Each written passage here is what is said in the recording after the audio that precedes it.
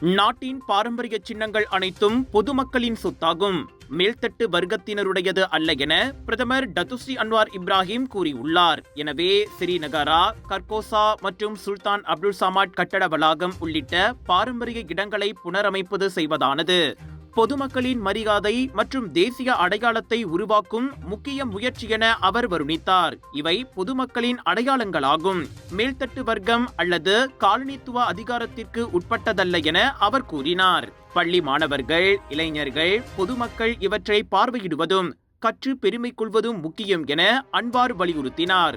தலைநகரில் இன்று சினிநகாரா புனரமைப்பு நிகழ்வை தொடக்கி வைத்து உரையாற்றுகையில் பிரதமர் அவ்வாறு கூறினார். கூட்டரசு பிரதேச அமைச்சர் டத்துஸ்ரீ டாக்டர் ஜலிஹா முஸ்தபா, தொடர்புத்துறை அமைச்சர் டத்து ஃபமி ஃபட்சீல், உயர்கல்வி அமைச்சர் Datuk Seri Zambry Abdul Kadir, Khazanah Nasional Berhad நிர்வாக இயக்குனர் டத்து அமீருல் ஃபைசால் வான்சாஹிர் உள்ளிட்டோர் அதில் பங்கேற்றனர்.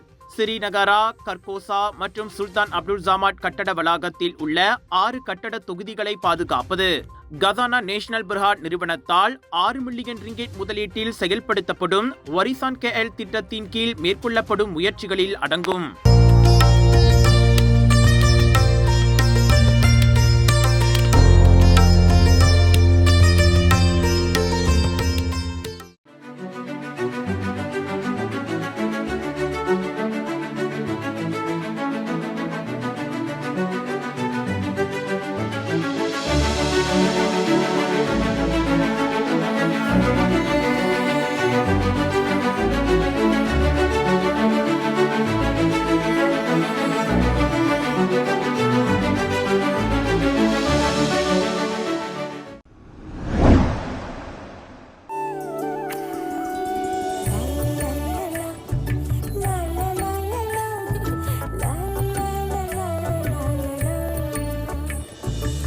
எல்லார் நம்பிக்கையும் நிறைவேறணுங்கிறது தான் ஏன் பிரார்த்தனை. Z Black 3-in-1 ஊதுபத்தி, அசல் 3-in-1 ஊதுபத்தி, பிரார்த்தனை கைகூடும்.